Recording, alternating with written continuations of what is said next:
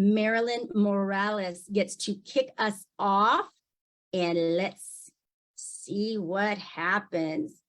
We are letting you in, Marilyn. Now, Marilyn is the author of When the Answer is No, Finding Purpose Through Your Pain. So, hello, Marilyn. Can you hear me just fine? Yes. Good morning. Good morning. How are you? I am doing well. Good morning. So you are guest number 1. How do you feel? Yes, I'm good. I'm good. Excited for you. Excited for this movement. And you're doing wonderful things. So glad to be a part of it. Thank you so much. So tell people where you're from. Maple Shade, New Jersey. Okay. So we went to New Jersey. So I just want to open it up to you because this is your time to shine. I can ask you questions as we go, but just let people know who you are, what you do, and how you serve. So as we said, my name is Marilyn Morales. I am a registered nurse. I have my own company called M&M Wellness Connect. And most importantly, I just wrote a book, When the Answer is No, Finding Purpose Through Pain.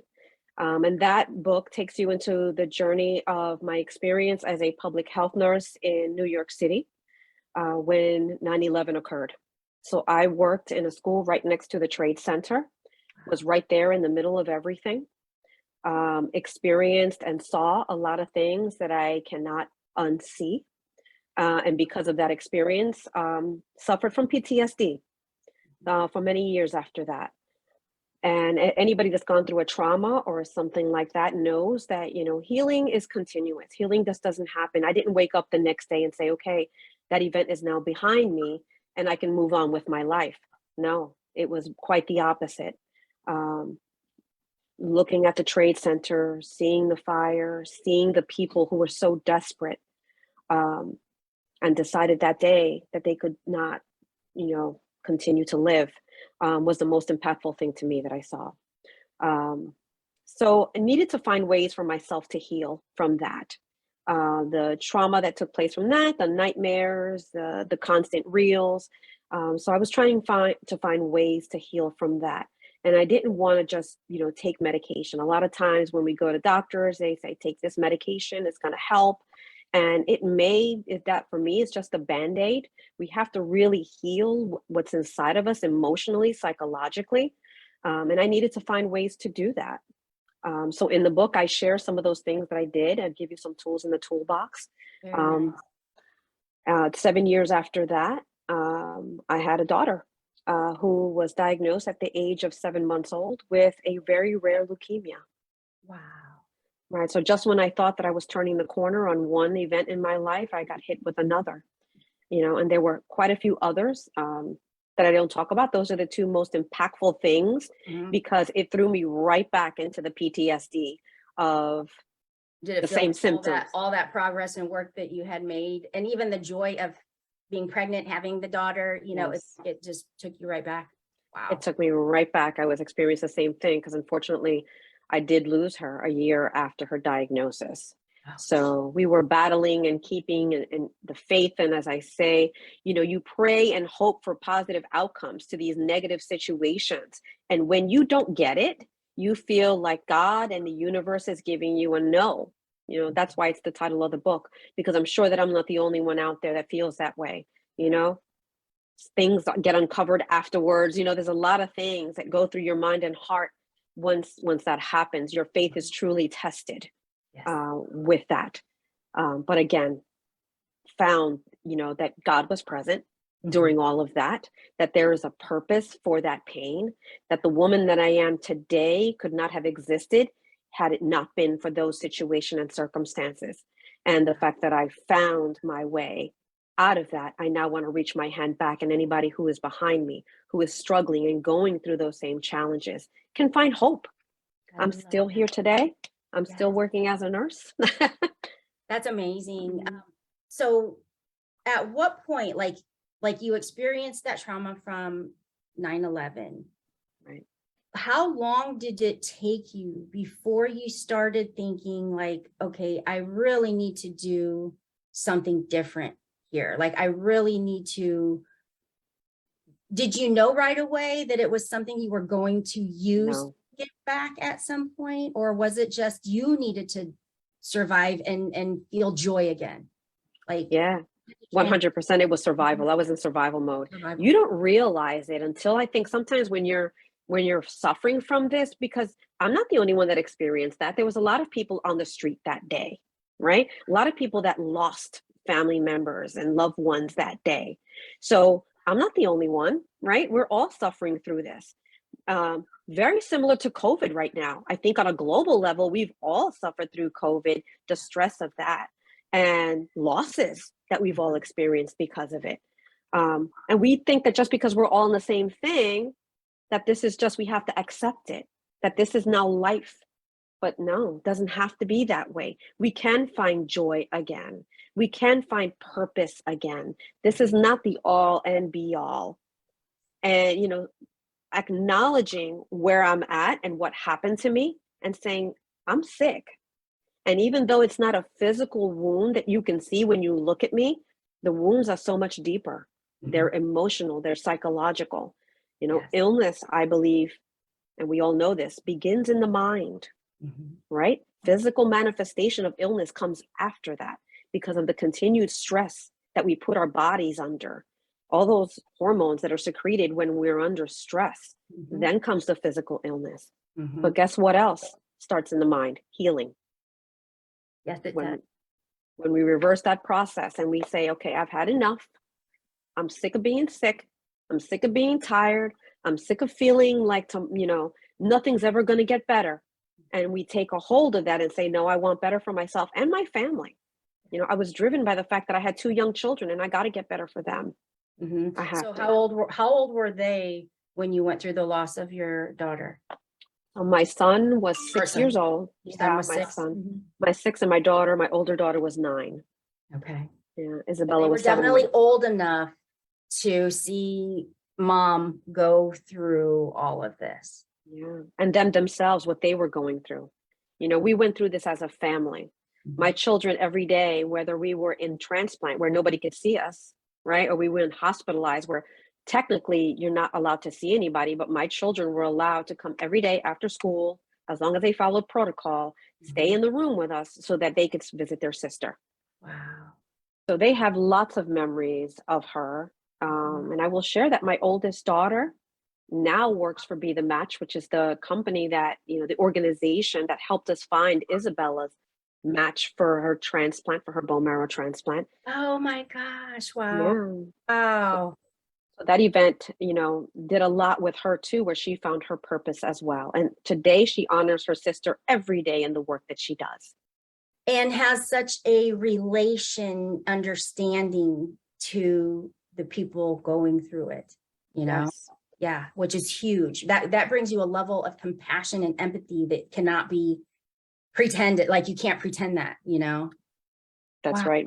One of the things that did for me as well is, as a nurse, you're dealing with patients of all different, situations and conditions. I'm able to connect with those suffering from cancer, leukemia, and chronic illness in a way that I don't think I was able to connect with them before that. When it's you, it's a whole different thing. The same with mental, and I don't like to call it illness, but it's a condition. When we're suffering that, it's not a disease. It's just something that we're suffering from. I'm able to connect with them that way too. Yes. Grief, loss, and all of that. I know what you're talking about because I've went through it myself. Yes. Yeah. And those are things that like you can't read out of a textbook to learn, to teach and to help. You have to go through it. And what do you think is the difference between those of us, and I say us because it's like that's why we're here today too. You push through and you use it for good.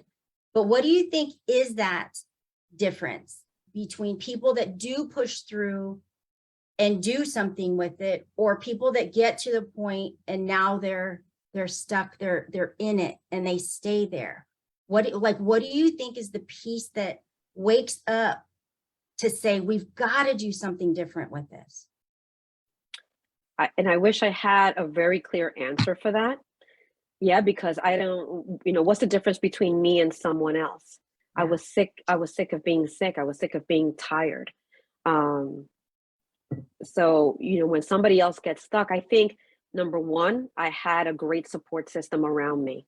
Mhm. So having that, some people that stay stuck don't have the people around them to say, you can get out of this, right?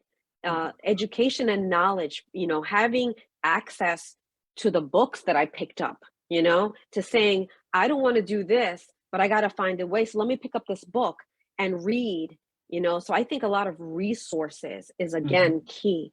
I had, the ability to do things for myself where some people don't have that.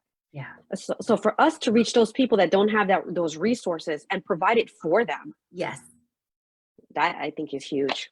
Yep. And that's part of the goal here, as we continue to grow, as we continue to build, it is to bring that education and resources around the hard things, those hard topics. Like I said, we're here as the nonprofit to focus on the families at Christmas time, but throughout the year to talk about the hard stuff, to give that glimpse of hope, because sometimes you don't know where to start. Sometimes it's so big, it's so overwhelming, and it's so heavy, Yeah. And you know what? For people that are around you, it's scary.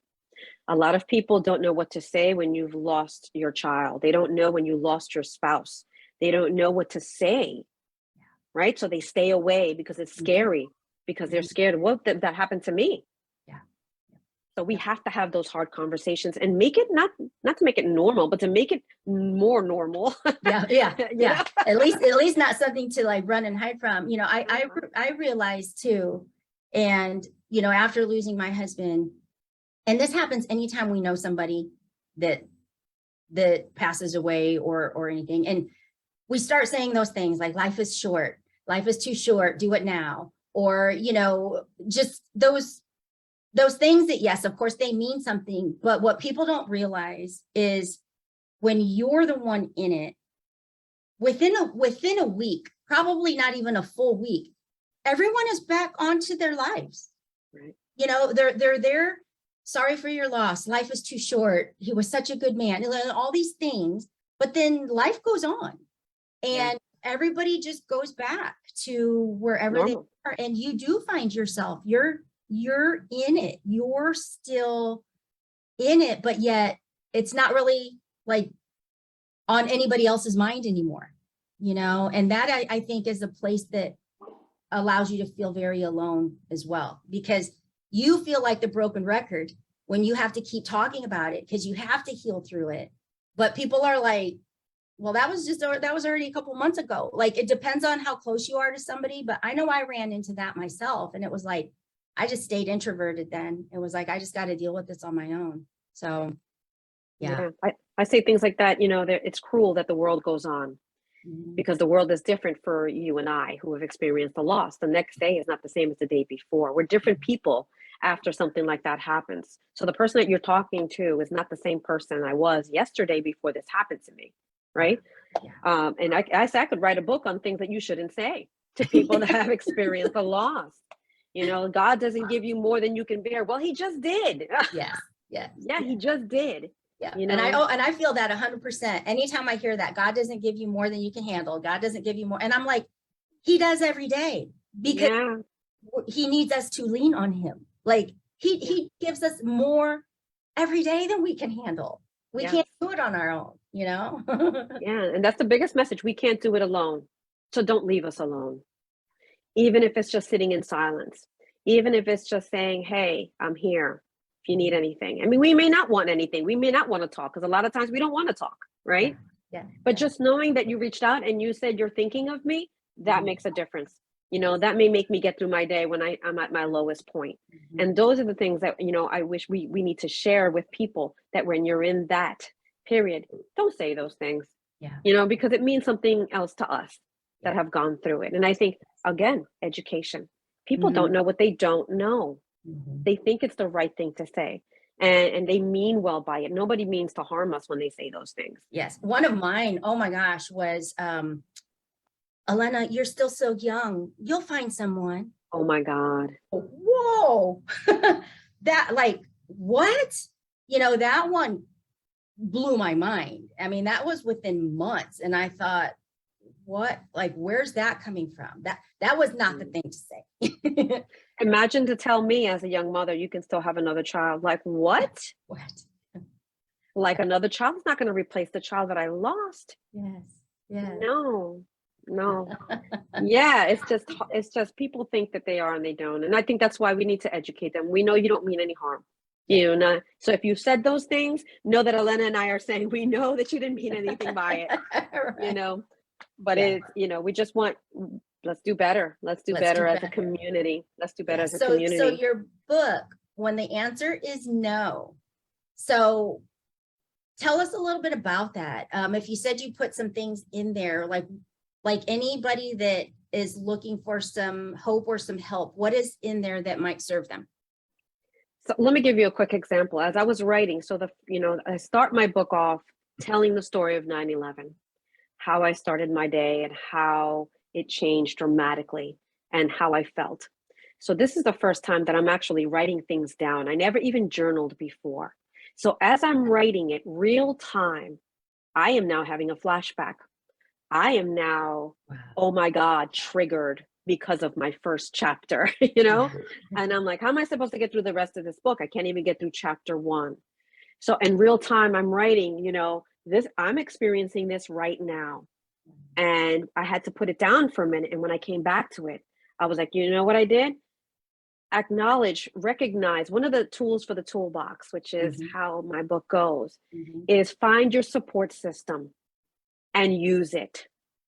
I knew that there was a person who had gone through it with me, who was present, who would know why I was feeling this way. I called her because I knew that if I told her I'm in trouble, that she would answer, and she did. And she talked me through it and brought me down. She was triggered by the conversation, but she's like, we're going to get through this together the same way that we got through that together. Nice. So that's a tip. Figure it out. You know, figure out who your support system is. Who's the person that when I become triggered with this situation is going to understand me, is going to know my heart, and is going to be able to help me. That's beautiful. Because I'm sitting here in my mind thinking, who did I have?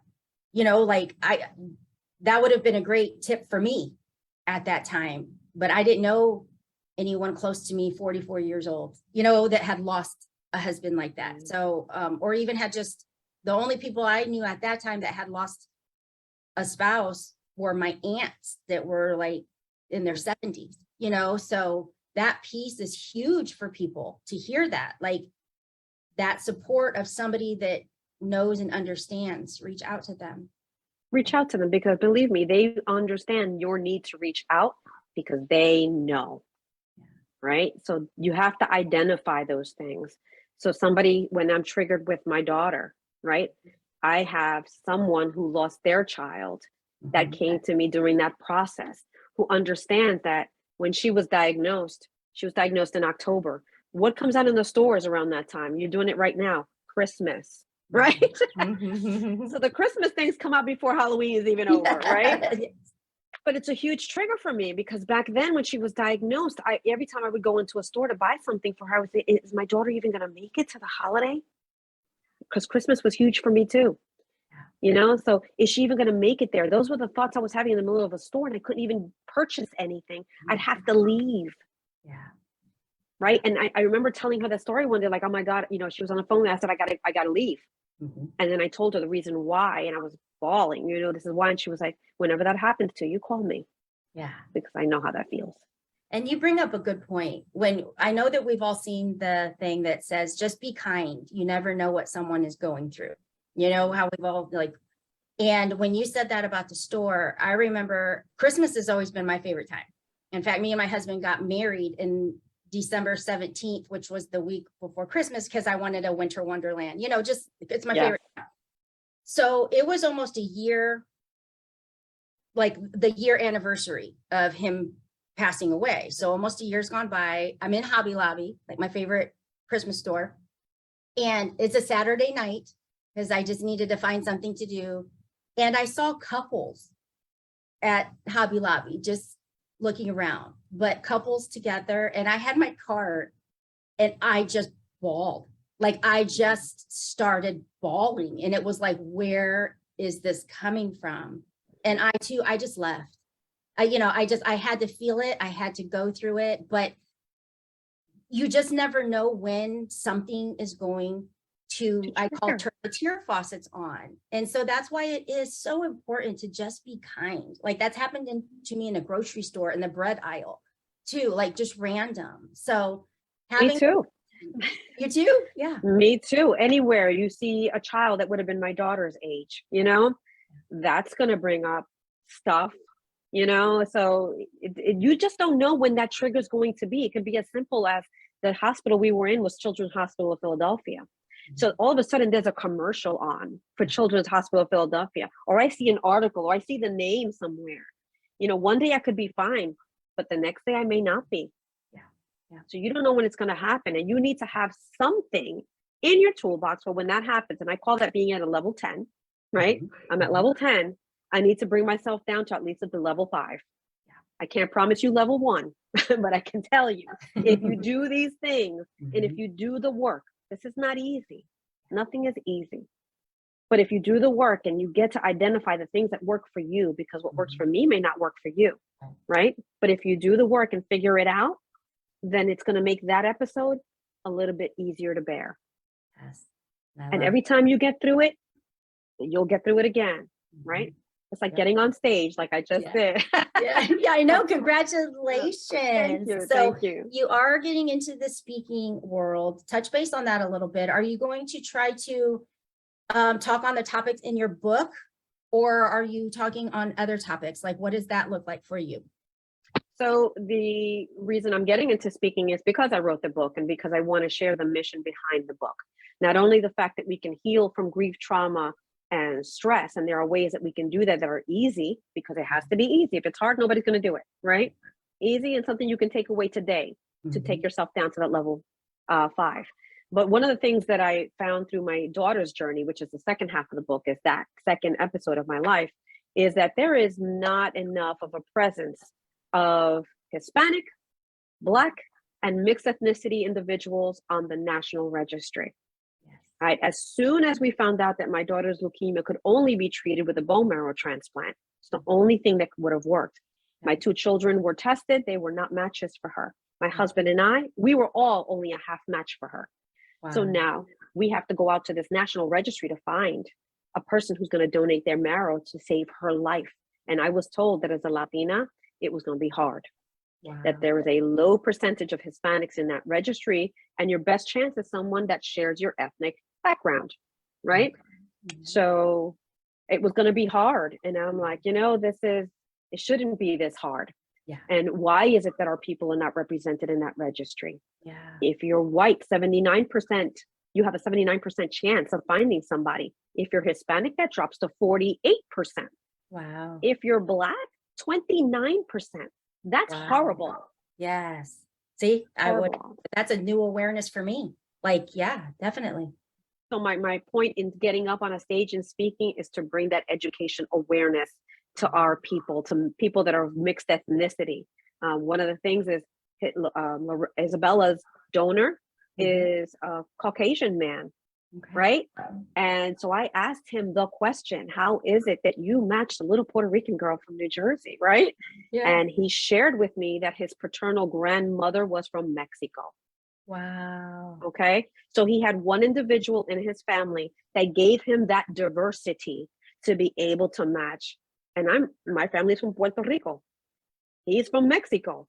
Yeah. That's how united we are as a people. That's amazing. That's an amazing story. Yeah. And it shows the connectedness that we are.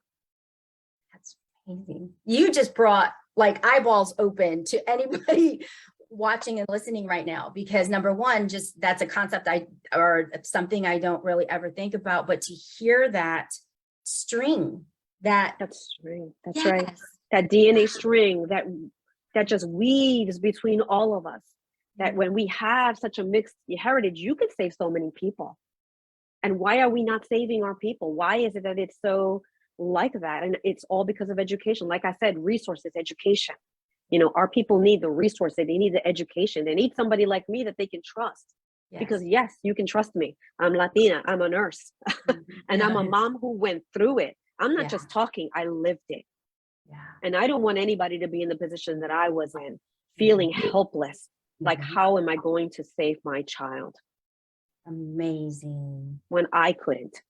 I now had to rely on others. Again, we can't do this alone. Amazing. I'm like mouth drop right now. Like, Aw. well, because it's a topic that nobody ever thinks to bring up, but just to realize, as I'm talking circle of hope, it's that example of the circle. Like, we are all connected, and the people that are going to impact our lives are complete strangers That's right. right now, and could be across the globe right now. It's just amazing. Wow. We are Well, so connected, and we can't do it alone. yes, I have to say that, I met you just several months ago, and we've had an opportunity to connect on, a couple different platforms, a couple different times, and you are just amazing to me. Oh, thank you. I respect and honor the work you're doing, but I respect what you've done with your pain. I really do. You're a warrior. You are. Thank you. I feel the same about you. I feel the same about you. Like I said yesterday, I was listening to you all the way to work. So it's a whole hour I had, and I was like, let me listen. I was truly inspired, transformed my day completely.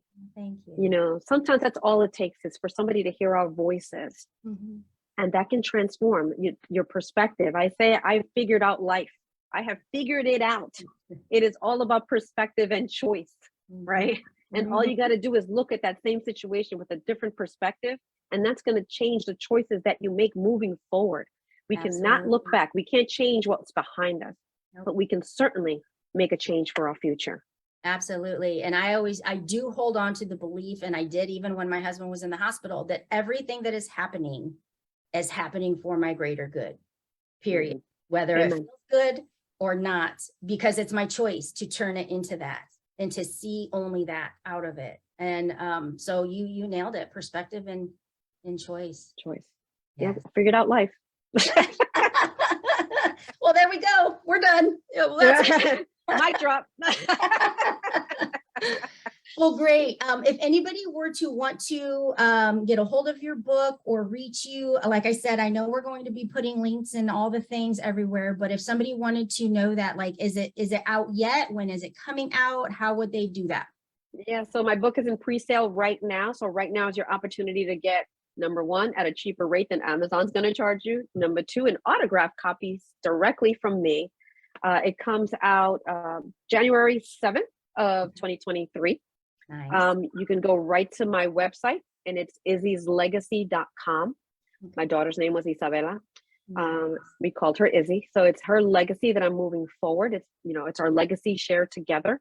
You can see Isabella on the website. You can see what our mission is, and and you can, guess what? Sign up today onto the registry. I provide a link directly so that if my story touches your heart and you want to join the registry, you can sign up right there. The kit will be sent to your home. It is an easy swab, a little Q-tip that you swab the inside of your cheek. You send it back to the kit, no charge to you. All postage is paid, and you can save a life. So every book sold is a potential life saved, because every book is going to have a link to join the registry. That is beautiful. And that right there is no excuses. No excuse. I can't make it any easier. You've done the work. Yeah, you've done the work. That's what I said. If it's not easy, you're not going to do it. So I just made it easy. I just made your life easy. I just made it easy to join the registry. I'm all about easy. Love it. Work smarter, not harder, right?